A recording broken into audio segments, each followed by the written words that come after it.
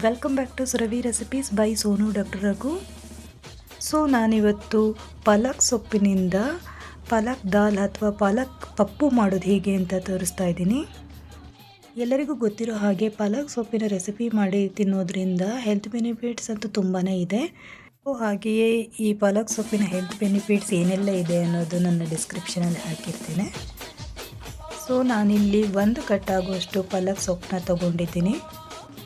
ಈ ಪಾಲಕ್ ಸೊಪ್ಪನ್ನ ಮೊದಲೇ ವಾಶ್ ಮಾಡಿಕೊಂಡು ಸಹ ಕಟ್ ಮಾಡ್ಕೋಬೋದು, ಹಾಗೆ ಸಣ್ಣದಾಗಿ ಹೆಚ್ಕೊಂಡು ರನ್ನಿಂಗ್ ವಾಟರಲ್ಲಿ ವಾಶ್ ಮಾಡ್ಕೋಬೋದು. ನಾನು ಮೊದಲನೇದಾಗಿ ಸಣ್ಣದಾಗಿ ಹೆಚ್ಕೊತಾ ಇದ್ದೀನಿ. ನೋಡಿ, ಈ ರೀತಿಯಾಗಿ ಸಣ್ಣದಾಗಿ ಹೆಚ್ಕೋಬೇಕಾಗುತ್ತೆ. ನಿಮಗೆ ಕ್ವಾಂಟಿಟಿ ಎಷ್ಟು ಬೇಕೋ ಅಷ್ಟು ಯೂಸ್ ಮಾಡ್ಕೊಳ್ಳಿ. ನಾನಿಲ್ಲಿ 1 ಕಟ್ಟು ಪೂರ್ತಿ ಸಹ ಯೂಸ್ ಮಾಡ್ಕೊತಾ ಇದ್ದೀನಿ. ಪಾಲಕ್ ಸೊಪ್ಪನ್ನ ಸಣ್ಣದಾಗಿ ಹೆಚ್ಚೋದ್ರಿಂದ ಚೆನ್ನಾಗಿ ಬೇಯುತ್ತೆ ಅಂದ್ಕೊಂಡು. ಮತ್ತು ನಾನಿಲ್ಲಿ ಮಾಡ್ತಿರೋ ಪಾಲಕ್ ದಾಲ್ಗೆ ನಾನು ಯಾವುದೇ ಮಸಾಲ ಸಹ ಗ್ರೈಂಡ್ ಮಾಡ್ಕೊತಾ ಇಲ್ಲ. ಮಸಾಲ ಸಹ ಗ್ರೈಂಡ್ ಮಾಡ್ಕೋಬೋದು, ಬಟ್ ನಾನು ಮಾಡೋದ್ರಿಂದ ತುಂಬಾ ಟೇಸ್ಟಾಗಿರುತ್ತೆ. ಹಾಗೆ ರೊಟ್ಟಿ, ಇಡ್ಲಿ, ಚಪಾತಿ, ರೈಸ್ ಎಲ್ಲದಕ್ಕೂ ಸಹ ಚೆನ್ನಾಗಿರುತ್ತೆ. ನಂತರ ನಾನಿಲ್ಲಿ 1 ಪೊಟ್ಯಾಟೋನ ಪೀಲ್ ಮಾಡಿಕೊಂಡು ಸಣ್ಣದಾಗಿ ಹೆಚ್ಕೊಂಡು ಪೊಟ್ಯಾಟೊ ಸಹ ಸೇರಿಸ್ಕೊತಾ ಇದ್ದೀನಿ. ನೀವು ಬೇಕಿದ್ರೆ ಸ್ಕಿಪ್ ಮಾಡ್ಕೋಬೋದು. ದಾಲ್ ಜೊತೆಗೆ ಪೊಟ್ಯಾಟೊ ಸಹ ಸೇರಿಸೋದ್ರಿಂದ ಎಕ್ಸ್ಟ್ರಾ ಟೇಸ್ಟ್ ಕೊಡುತ್ತೆ ಅಂದ್ಕೊಂಡು. ಸೊ ಎಲ್ಲ ಹೆಚ್ಕೊಂಡಾದಮೇಲೆ ರನ್ನಿಂಗ್ ವಾಟರಲ್ಲಿ ವಾಶ್ ಮಾಡ್ಕೊಳ್ಳಿ. ನಂತರ ನಾನಿಲ್ಲಿ 3 ಮೀಡಿಯಮ್ ಸೈಜ್ ಆನಿಯನ್, 2 ಟೊಮ್ಯಾಟೊ ಹಾಗೆ ಒಂದು 4 ಗ್ರೀನ್ ಚಿಲ್ಲಿಯನ್ನು ತೊಗೊಂಡಿದ್ದೀನಿ. ಆನಿಯನ್ನ ಉದ್ದುದ್ದ ಸ್ಲೈಸ್ ಮಾಡಿಕೊಂಡು ಹೆಚ್ಕೊಳ್ಳಿ. ಹಾಗೆ ಟೊಮ್ಯಾಟೊ ಸಹ ಸಣ್ಣದಾಗಿ ಹೆಚ್ಕೊಳ್ಳಿ. ಟೊಮ್ಯಾಟೊ ಹೆಚ್ಕೊಂಡಿದ ನಂತರ ಗ್ರೀನ್ ಚಿಲ್ಲಿ ಸಹ ಉದ್ದುದ್ದ ಸ್ಲೈಸ್ ಥರ ಕಟ್ ಮಾಡ್ಕೊಳ್ಳಿ. ಈ 3 ಇಂಗ್ರೀಡಿಯೆಂಟ್ಸ್ ಕಟ್ ಮಾಡಿದ ನಂತರ ಕುಕ್ಕರಲ್ಲಿ ಒಂದು 3 ಸ್ಪೂನ್ ಆಗುವಷ್ಟು ತೂರ್ ದಾಲ್ನ ಸೇರಿಸ್ಕೊಂಡು ಚೆನ್ನಾಗಿ ವಾಶ್ ಮಾಡ್ಕೊಳ್ಳಿ. ವಾಶ್ ಆದ ನಂತರ ಸ್ವಲ್ಪ ನೀರು ಸೇರಿಸಿ, ಉಪ್ಪು ಸಹ ಸೇರಿಸಿ, ನಾನು ಸಾಂಬಾರು ಸೊಪ್ಪು ಸಹ ಕಟ್ ಮಾಡ್ದೇ ಹಾಗೆ ಹಾಕ್ಕೊತಾ ಇದ್ದೀನಿ. ಹಾಗೆ ಒಂದು ಸ್ವಲ್ಪ ಅರಿಶಿನ ಹಾಕಿ ಕುಕ್ಕರ್ ಲಿಡ್ ಕ್ಲೋಸ್ ಮಾಡಿ ಒಂದು 3 ರಿಂದ 4 ವಿಷಲ್ ಆಗೋ ಥರ ಬೇಯಿಸ್ಕೊಳ್ಳಿ. ಸೊ ಬೇಳೆ ಬೇಯೋ ಟೈಮಲ್ಲಿ ಒಗ್ಗರಣೆ ರೆಡಿ ಮಾಡ್ಕೊಳ್ಳೋಣ.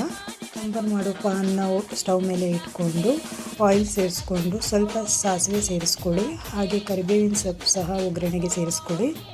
ನಂತರ ಉದ್ದುದ್ದ ಸ್ಲೈಸ್ ಮಾಡಿರೋ ಆನಿಯನ್ ಸಹ ಒಗ್ಗರಣೆಗೆ ಸೇರಿಸ್ಕೊಂಡು ಚೆನ್ನಾಗಿ ಫ್ರೈ ಮಾಡ್ಕೊಳ್ಳಿ. ಆನಿಯನ್ ಸಾಫ್ಟ್ ಆಗೋ ತನಕ ಫ್ರೈ ಮಾಡ್ಕೊಳ್ಳಿ.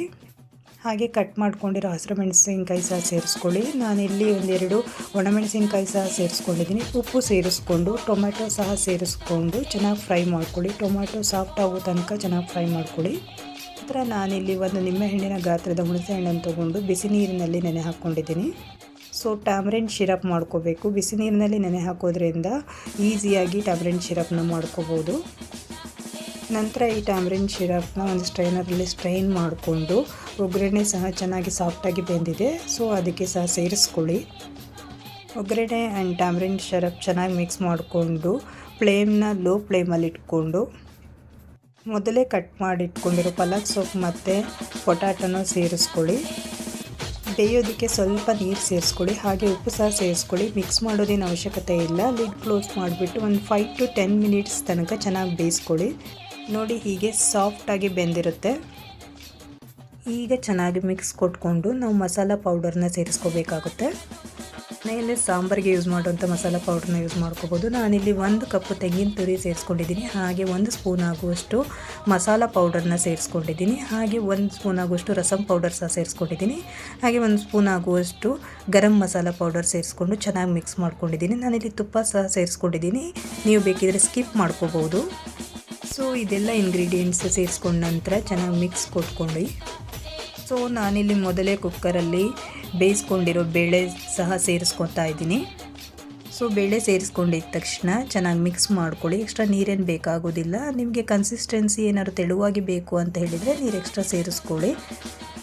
ಸೊ ಚೆನ್ನಾಗಿ ಮಿಕ್ಸ್ ಮಾಡ್ಕೊಂಡಿದ್ದ ನಂತರ ನಾನಿಲ್ಲಿ ಇನ್ನೊಂದು 5 ಮಿನಿಟ್ಸ್ ಎಕ್ಸ್ಟ್ರಾ ಲಿಡ್ ಕ್ಲೋಸ್ ಮಾಡಿಕೊಂಡು ಲೋ ಫ್ಲೇಮಲ್ಲಿ ಬೇಯಿಸ್ಕೊತಾ ಇದ್ದೀನಿ.